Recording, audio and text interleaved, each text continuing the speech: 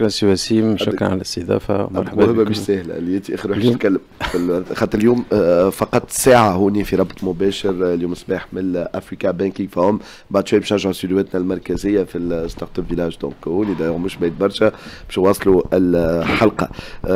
باش نحكي معك ما فماش واحد من ضيوفنا بريسك ما تكلمش على الرقمنة، على الديجيتاليزاسيون، على لي فينتك اتسيتيرا. جوستومون اليوم شنو la digitalisation, qu'est-ce qu'elle est en train d'apporter qu'est-ce qu'elle apporte justement للقطاع البنكي وخاصة في افريقيا puisque احنا في الافريكا بانكينج فورم، دونك باش نحكيو كان على تونس. qu'est-ce qu'elle apporte réellement؟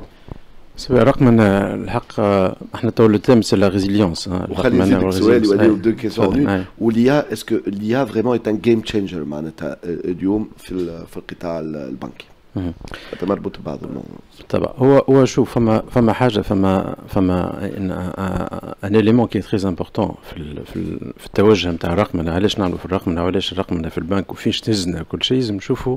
وانا جو بونس لو غران تشالنج aujourd'hui des banques, c'est comment, quel est le profil de l'utilisateur, du consommateur de demain, du client de demain. On trouve aujourd'hui, avec la jeunesse qui est plus digital native, l'usage il est clair qu'il faut vraiment se préparer pour demain. Donc, le process qu'on est en train de suivre, que ce soit fait le boulot ou la rire, c'est un process qui est, je dirais, c'est un mal nécessaire. Mais qu'est-ce qu'elle apporte? Je dirais, elle apporte beaucoup de choses. Elle apporte énormément de choses. D'abord, sur toute la chaîne de valeur, que ce soit par rapport à la phase d'acquisition client, à la phase de la gestion, l'ouverture de compte, le traitement, le back-office, tous les services qu'on peut proposer en termes de crédit. Elle apporte beaucoup de choses, notamment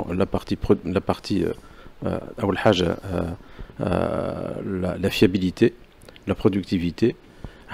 Aujourd'hui, il y a pas mal de solutions qu'on essaie de proposer à nos clients, basées pour tout ce qui est RPA, robotique et tout ce qui est automatisation des process, notamment en back-office, notamment les traitements. Aujourd'hui, il y a pas mal de traitements qui sont des traitements très répétitifs, qui sont basés sur des documents, sur des informations, sur des données, tout ça. Et donc aujourd'hui, la productivité, voilà. Quand on parle de productivité, quand on parle d'efficacité opérationnelle, on parle bien sûr d'amélioration de la gestion de la relation client, on parle de la amélioration de la satisfaction client, ou amélioration bien sûr de la rentabilité des opérations. Elle est notamment elle est évidente. Maintenant, aujourd'hui, qui me croit que ça masse aujourd'hui la digitalisation, celui qui ne suit pas ce train-là, il est clair qu'il va se trouver un peu à l'écart. Il ne va pas suivre le train. Un train, il est clairement dicté et tiré par le concept d'aujourd'hui, l'émergence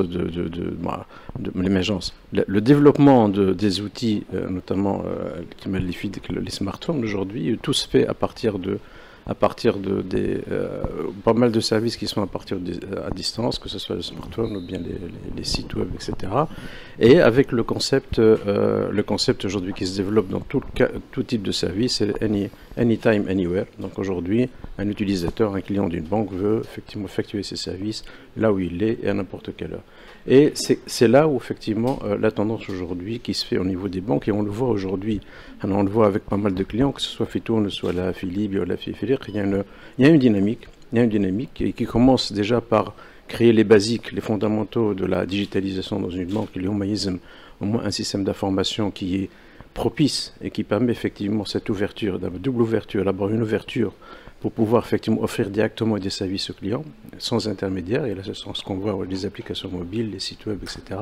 Et aussi l'ouverture pour pouvoir une certaine interopérabilité et interconnectivité au niveau du secteur, et aussi au niveau de tiers qui peuvent ramener de la valeur, tels que les fintech. Et ça, effectivement, et là, à partir de là, il y a des exigences qui sont bien sûr demandées en termes de réglementation, en termes de sécurité, en termes de respect de données clients, etc. Mais aujourd'hui, je dis, c'est un trend qui est nécessaire, qui est naturel, par rapport à des attentes aujourd'hui marché qui sont de plus en plus orientées digitales. Et qui, à partir de là, il y a effectivement des contraintes qu'il faut respecter, telles que j'ai énoncées. Tu vas parler de l'IA, est-ce que c'est un game changer? Effectivement, l'IA aujourd'hui, toute technologie aujourd'hui qui est un peu disruptive, ça permet effectivement, ça peut amener vraiment beaucoup de valeur. Aujourd'hui, on voit certains domaines où, on le voit même en Tunisie, hein, aujourd'hui, on a des banques qui sont structurées, qui ont commencé à intégrer tout ce qui est gestion de... Vous savez, une banque aujourd'hui, elle a des informations très très importantes par rapport aux clients qui peuvent également mixer et croiser avec des informations, d'autres informations pour pouvoir mieux connaître les clients, mieux connaître, être un peu force de proposition par rapport aux offres, par rapport aux services qu'ils peuvent faire, essayer de faire de la customisation, notamment pour les B2B. Et l'IA aujourd'hui, elle est utilisée sur la partie parcours client, donc Customer Experience, pour améliorer l'expérience client, et aussi, il semble le faire dans d'autres domaines, notamment tout ce qui lutte anti-blanchiment, contre le blanchiment d'argent, contre l'utilisation, tout ce qui est transfert d'argent pour des activités illicites. Il y a pas mal aujourd'hui des systèmes qui permettent effectivement de prédire ce genre de choses, de lutter contre la fraude, que ce soit la fraude interne ou la fraude externe, pour aussi analyser les marchés et comprendre les tendances, pour faire des optimisations par rapport à plusieurs éléments au niveau de la banque. Donc, aujourd'hui, c'est quelque chose qui est utilisé, qui sera encore plus important dans le futur, mais avec comment dirais-je, avec des garde-fous qui sont très importants, notamment par rapport à la réglementation, au respect de données personnelles, etc. سي فهد كريم نختم معك رابيدمون قبل حكيت قلت rejoindre le trend ونعمل جو دو مون rejoindre le train زاد نجمو نقولوا الجورني الرحله لو فواياج وين يبدا اوترومون دي شنو نصايحك كان فما شكون يتفرج في الفيديو حتى بعد بشهر ولا يسمع فيك توا في القطاع البنكي وين تبدا رحله الديجيتاليزاسيون ونمشي اكثر رحله الاي اليوم خلينا نحكيو برشا على الذكاء الشوي. رحله الاي والديجيتاليزاسيون تبدا par la vision. Il faut absolument que le top management. Aujourd'hui, nous avons des clients ou des projets qui sont des projets digitaux qui sont suivis par le conseil d'administration. D'abord, il faut avoir une vision, il faut avoir une trajectoire qui est ouah. En bas, il faut commencer à l'exécuter avec les bonnes étapes. Avoir un système d'information qui est ouvert, commencer petit à petit à faire l'ouverture vis-à-vis du client.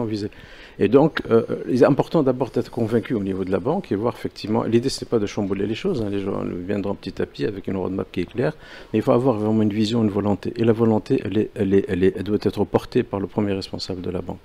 Ça, c'est quelque chose de très important. Maintenant, en termes de mise en œuvre, qui m'a rôle à des prérequis. Il y en a aujourd'hui, je trouve, le milieu, dans les clients avec qui on travaille aujourd'hui, il y en a qui sont assez matures, ils ont déjà fait la première étape de mettre en place la première infrastructure qui est les systèmes d'information ouverts, ayant des modules qui permettent de faire des applications digitales pour servir les clients. Donc il y en a qui sont vraiment très avancés par rapport à ça. Il y en a qu'aujourd'hui qui sont pris le train un peu en retard, ils sont en train de se rattraper. La dynamique est liée, comme j'ai dit. Maintenant, le plus important aussi, c'est un autre élément pour moi, c'est le digital, ça se vit. Pour le faire vivre et le proposer à l'extérieur à nos clients, il faut le vivre à l'intérieur. Donc il y a un investissement important au niveau du capital humain interne au niveau de la banque, en termes de sensibilisation, en termes de formation, en termes d'usage.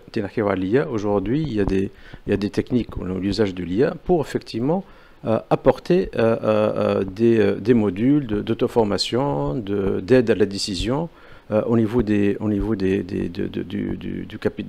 ressources internes. Et ça, c'est quelque chose qui, effectivement, franchement, même, il est plus prioritaire de le faire en interne qu'avant de l'exposer à l'extérieur, exposer aux clients. Donc, vision, une démarche, je dirais, structurée, étape par étape, et surtout une sensibilisation au niveau du personnel en interne de l'importance de ce mode, ou bien ce digital, dans la proposition de services aux clients. Donc il faut le vivre de l'intérieur pour pouvoir le défendre et puis tout le vendre correctement à l'extérieur.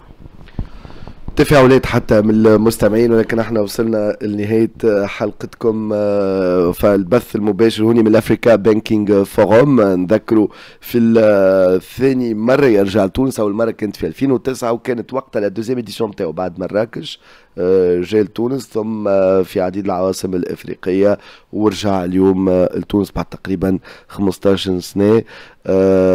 شكرا لك على قبولك. C'est une bonne chose, Inch'Allah, en tout cas. On tirera profit de tous les partages d'expérience, notamment dans cet événement, et tous les débats très, très intéressants autour de Digital Journey des banques. Voilà. شكرا لك سي فاضل كريم، بارتنر تكنولوجي مانجمنت كونسلتنج في KPMG تونس. شكرا ادم. منال هوني يماني، منال غاديك في الاستوديوهات المركزيه. نرجع الكلمه الاخبار ثم موعد الرياضه وموعد ماذا يحدث الى اخره، وتواصل المشوار مع اسامه الحكيري. قعدوا معنا، ملتقانا غدوه ان شاء الله في